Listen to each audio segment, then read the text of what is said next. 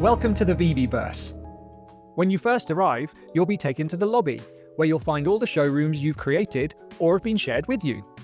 And don't worry, showrooms aren't deleted, they're just archived, so all your hard work isn't lost.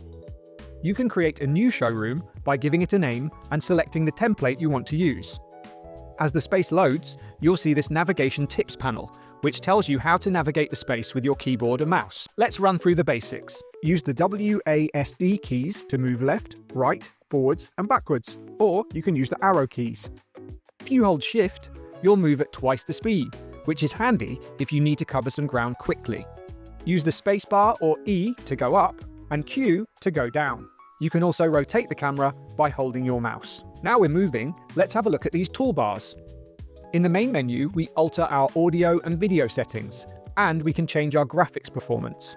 There are 4 settings, and the highest is Quality, which delivers stunning visuals, allowing you to view the VeVeVerse in all its glory, but it may lead to slower performance on less powerful computers. Performance mode prioritizes speed, which is really helpful if you're constructing a large space, but the visuals aren't quite as precise. Tapping the space icon allows us to change the properties of our environment. For example, you can change the color and density of the fog in the space, or you can change the contrast of the colors. Now for the moment everyone's been waiting for, adding collectibles. Tap the content icon to access your library of assets.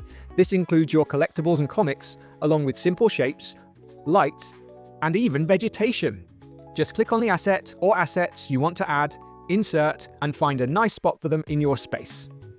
And the Insert option allows you to add a whiteboard, which can be annotated by you or your visitors, or a user's board, which shows the names of visitors to your space.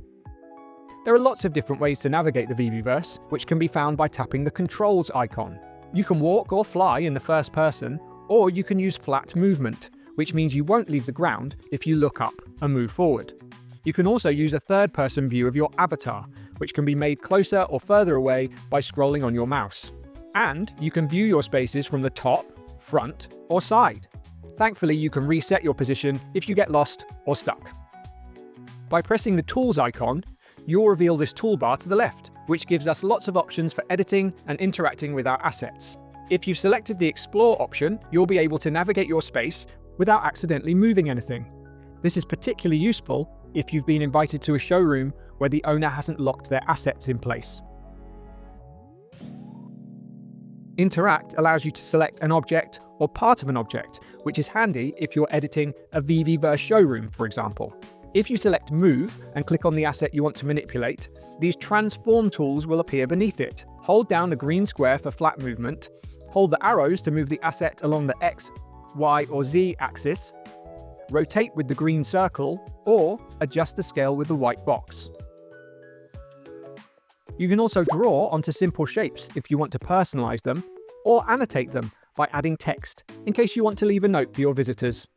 We can also change the texture of a shape using the Material Fill tool, which gives us a whole lot of options when we're personalizing our spaces. Finally, we can measure between 2 points in the space, or we can use a pointer for when we hold lectures in the VeVeVerse.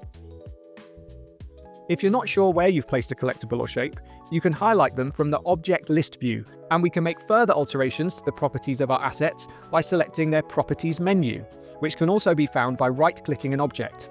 And if you get a bit carried away with your transformations, don't panic. Just tap the Undo or Redo buttons. To the right of the toolbar, we can adjust the social tools for our space, such as our microphone and camera. We can also invite people to our spaces so they can appreciate our work. Or, if we assign them a master creator role, they can do the work for us. And last, but certainly not least, is the profile icon. Here you can find your avatar setting, which can either be a VeVeVerse system avatar or your Ready Player Me avatar, which you can create by heading to the Ready Player Me website. So what are you waiting for? It's time to start creating the space your glorious collectibles deserve. Stay tuned for more VeVeVerse tutorials, where we'll explore all these features and more in greater depth.